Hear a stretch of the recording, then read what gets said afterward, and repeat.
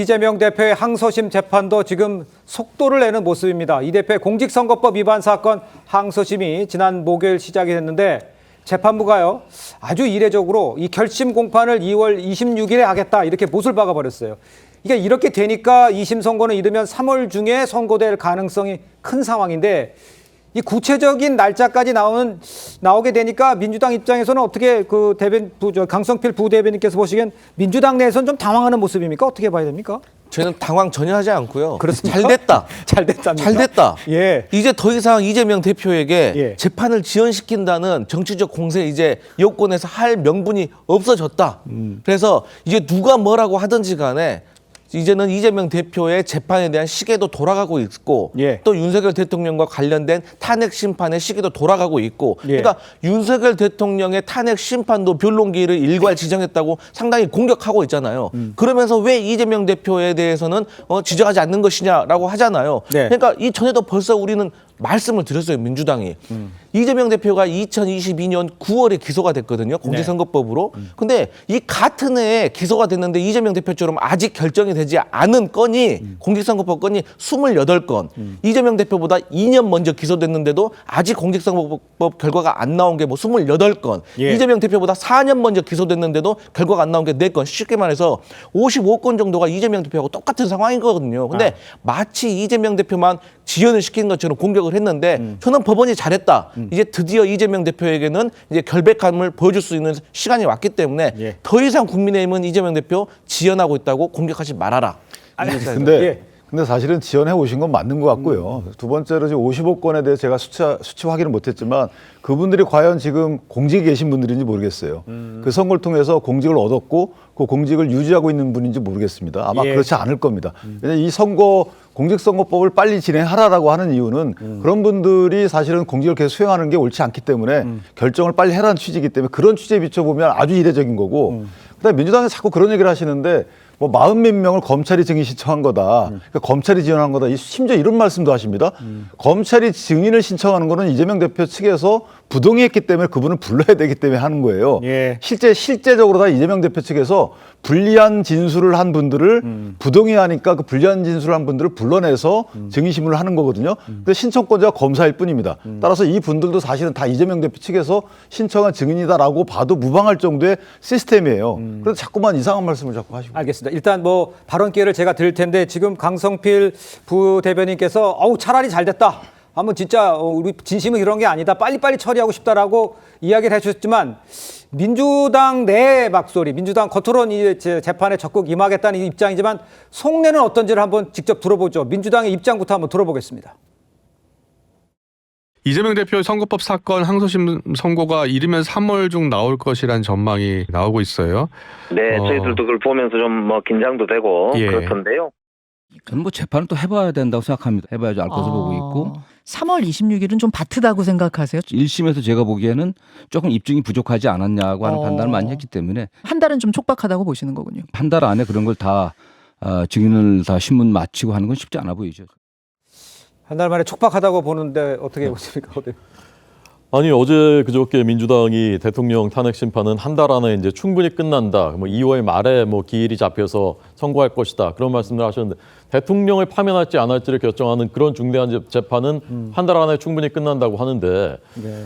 이재명 대표의 이 사건은 1심에서 2년이 넘게 그동안 다 국민들이 다 이거 사실관계 하나하나를 알 정도로 그런 재판이지 않습니까? 그런데 이것이 뭐 한 달에는 부족하다라고 하는 것을 과연 어떤 국민이 납득을 하실까? 그리고 이 사건이 워낙 이재명 대표께서 재판을 많이 받으시다 보니까 국민들께서 이제 헷갈리셔서 제가 이 얘기 나올 때마다 한 번씩 다시 한번 설명을 올리는데 이 사건은 단순히 선거법을 뭐 단순한 조항을 위반한 사건이 아닙니다. 네. 단군 일의 최대 개발 비리라는 대장동 사건에 대해서 자신 꼬리 자르기 위해서 김문기 씨를 모른다라고 거짓말을 악의적으로 반복적으로 한 것이고 그다음에 백현동 개발 비리 이것도 정말 지금까지 듣도 못한 사건인데 예. 거기에 대해서 꼬리를 자르기 위해서 국토부에서 협박받아서 내가 해준 거다라고 한 거짓말한 그런 사건입니다. 이것이 공직윤리와 직결되는 것이고 앞으로 혹시 있을지 모를 조기 대선에 정말 후보 자격이 되는가를 국민들이 판단하시는 그런 사건인데 예. 1심에서는 이미 유죄가 됐습니다. 그런데 이제 결백을 입증하실 좋은 기회라고 하시는데 사실은 이렇게 막 뭐 국선 변호인 할 정도로 미루고 서류 안 받고 해가지고 한 달이나 늦어졌지 않습니까? 선거법의 강행 규정 2월 15일까지는 해야 되는 건데 이미 3월 말이 되니까 한 달 넘게 늦춘 거예요. 이걸 통해서. 네. 그런데 결국 그 결과가 어쨌건 3월에 나오게 됐으니까 그 결과 국민들께서 보시고 판단하실 거라 생각합니다. 알겠습니다. 일단 이제 민주당에서는요, 이번 재판 관련해서 윤 대통령 탄핵 심판은 한 달이면 가능하다고 이렇게 말을 했었는데 이 대표 2심 재판은 한 달이 무리다 이렇게 얘기한 것 때문에 하니까 이게 좀 내로남불 아니냐 이런 이야기를 지금 하고 있는 것 같아요. 그런데 아까 말씀드렸지만 맞닥뜨려서 빨리 결정을 내자 우리는 뒤로 미루지 않는다 이렇게 얘기를 하셨지만 항소심 재판에서는 증인 13명을 신청했어요. 그러니까 받아들여지지 않았고요. 그다음에 언어학자를 불러서 의견을 물어보자. 이것도 안 된다고 얘기했어요. 이런 것들은 늘리려고 하다가 안 된 상황이다라고 볼 수 있는 거 아니에요? 그러니까 저렇게 이재명 대표가 재판을 지연시키려구나 하고 마음 먹고 보면은 네. 어떤 행동 하나하나가 다 좋게 보이겠습니까? 근데 결론은요. 예. 중요한 게 아무리 뭐 이재명 대표가 뭐 연장을 지연을 시키려고 하든 증인을 신청하든 그런 건 다 재판부에서 판단을 해가지고 예.